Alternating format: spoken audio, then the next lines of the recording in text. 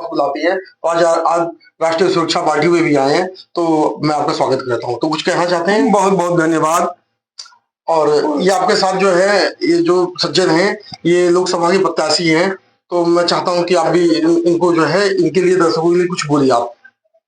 वैसे राष्ट्रीय सुरक्षा पार्टी बिल्कुल इस समाज में नई पार्टी के रूप में है, लेकिन मैं देखता हूं कि पुराने लोगों के जैसे सांप केचुल बदलता है, लोग अपनी बात को ही बदलते रहे हैं। तो ऐसे परिवेश में नए लोग जब आएंगे तो अपनी विचारधारा से, अपनी समीक्षा के वातावरण से और सबको सबके लिए भारत बनाना सोचेंगे, क्योंकि सबका भारत नहीं लग रहा है। ऐसे देखकर लगता है ये कुछ लोगों का भारत है, अब कुछ लोगों का भारत नहीं भी है। गरीबों की बात तो कोई नहीं कर रहा है, इसलिए एक नई पार्टी जरूर आनी चाहिए। जो राष्ट्रीय सुरक्षा पार्टी की बात मैं सुना हूँ, वो गरीब और मजदूर मजलूम की सोच रखने वाले लोग हैं। और आज ये बात नहीं देखी जा रही, हवा हवाई लोग जो है चुनाव में आ रहे हैं, हवा हवाई बात करके लोग चले जा रहे हैं। यही बात पार्टियों का भी है। अच्छा, जैसे ये राष्ट्रीय सुरक्षा पार्टी एक मुद्दा उठा रही है, शिक्षा और चिकित्सा दोनों फ्री हो, प्राइवेट में भी हो, तो आप इसके लिए क्या कहोगे? कुछ शुरुआत आम आदमी पार्टी ने शुरू की थी, उसमें खामियां थी, उस खामियों को दूर करने का काम राष्ट्रीय सुरक्षा पार्टी ने एक निर्णय लिया है। और जो आप कह रहे हैं कि राष्ट्रीय सुरक्षा पार्टी ने निर्णय लिया है, वो बहुत ही कामयाब निर्णय होगा, क्योंकि शिक्षा और स्वास्थ्य वास्तव में अंबेडकर साहब ने भी संविधान के अंदर दिया है कि लोगों के लिए ये तो निःशुल्क होना चाहिए, क्योंकि गरीब आदमी आज की चिकित्सा से संभव नहीं है कि दूर पाए। और शिक्षा तो बहुत बड़ी व्यवस्था है, शिक्षित अगर व्यक्ति नहीं होगा तो कुछ विकास नहीं कर सकता। और शिक्षा इतनी महंगी हो गई है कि गरीब लोगों की बस की बात नहीं है, इसलिए प्राइवेट में शिक्षा भी, उसमें शिक्षा जो है निःशुल्क होनी चाहिए, वो सरकार देगी। उसके लिए बड़े बड़े जो लोग पैसे वाले भी हैं, उनसे टैक्स लेकर के, टैक्स का काम क्या है, टैक्स अब खाएंगे, सरकार टैक्स को यूज मत करे, शिक्षा में लगाए और सारी में बता दीजिए। शिक्षा में लगाए सरकार उसको क्या चिकित्सा में लगाए। सरकार का काम तो यही है, सरकार दारू थोड़ी पिलाएगी, पैसे बहुत आ रहे हैं, उन पैसे का यूज हो, यही राष्ट्रीय सुरक्षा पार्टी का ही कहना है। ठीक बात है, ये तो जाति और धर्म की बात करने में लोग लगे हैं, ऐसे नहीं चलेगा। हम लोग तो राष्ट्रीय सुरक्षा पार्टी का निर्णय है, कौमों को कबीलों में मत बांटिए, कौमों को कबीलों में मत बांटिए, इस सफर को मिलों में मत बांटिए। एक नदी की तरह है हमारा वतन, इसे तालों और झीलों में मत बांटिए। ये बंटवारा करने का हम लोग कर रहे हैं, बंटवारा से देश का विकास नहीं होगा, समाज का विकास नहीं होगा।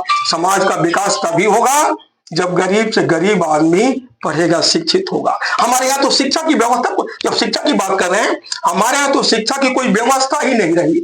आदि अनादिकाल से ही शुरू हुई, जब ब्राह्मणों ने शिक्षा का प्रादुर्भाव इस देश में किया तो एक मंत्र लगाया, तपस्या विद्या विप्रश्च परम शेष निष्कर्कम तपसा क्लिहंत हंतिम विद्या वृत्तम, कि तपस्या और विद्या दोनों ब्राह्मणों के लिए है।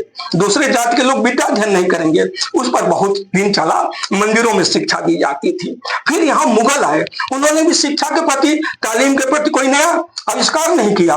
ये लोग मंदिर में करते थे शिक्षा और मस्जिद में करने लगे, बस इतना ही अंतर किया। मंदिर से शिक्षा मस्जिद में आई उसी रूप में, कुछ ही लोग पढ़ते थे उसमें, और वो लोग पढ़ते थे और कलमा पढ़ाने के लिए वो ज्यादा शिक्षा से व्यवस्था नहीं रखा।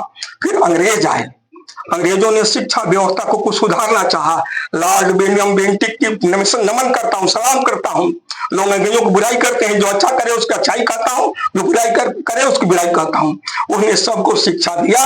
अंबेडकर साहब ने कहा है, सब शिक्षित हुए तो समाज का हर व्यक्ति शिक्षित होगा, देश का विकास हो जाएगा। अच्छा, यहाँ के जो राष्ट्रीय अध्यक्ष हैं रामानुज सिंह जी, उन्होंने क्रांतिकारी विचारधारा को जन्म दिया है राष्ट्रीय सुरक्षा पार्टी के तहत। आप उनके बारे में क्या कहना चाहते हो? देखिए, उनके दिल में, मन में ये शब्द बहुत दिन से गुनगुना रहे थे, अपनी जगह बना रहे थे, लेकिन एक प्लेटफॉर्म चाहिए था उनको, प्लेटफॉर्म खोज रहे थे।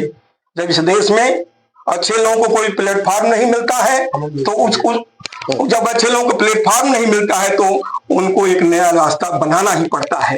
रामानुज सिंह ने जब देखा कि ये लोग अच्छे लोगों को प्लेटफॉर्म नहीं दे रहे हैं, मेरे दर्द और मेरी पीड़ा को कहने का अवसर नहीं दे रहे हैं, तो उन्होंने इस पार्टी को बनाया, देश हित में पार्टी को बनाया। उनका अपना हित साधने का मतलब नहीं है, अपनी पीड़ा को कहने की बात है। ये तो ऐसा देश की स्थिति बन रही है, ऐसा देश का सदुर्भाव बन रहा है, ऐसा प्रादुर्भाव बन रहा है कि लोग अपने अलावा किसी को कहते नहीं। अमन बेच देंगे, चमन बेच देंगे, मुर्दों के ये तो कफन बेच देंगे, कलम के सिपाही अगर सो गए तो वतन के मसीहा वतन बेच देंगे। रामानुज सिंह जैसे लोग सो गए तो निश्चित रूप से ये देश अक्षुण्ण नहीं रहेगा, देश का विकास संभव नहीं है। ये देश फिर अंत स्थल में चला जाएगा और कुछ लोगों का देश रह जाएगा। यह देश, गांधी कहते थे कि ये देश सबका देश होना चाहिए, एक अमीर से लेकर के गरीब तक का देश हो। एक पानी भरने वाले का भी देश है, हल चलाने वाले का भी है, और प्रधानमंत्री का भी उतना ही जितना ही बैठता है। जय हिंद, जय भारत। चलिए, धन्यवाद। जय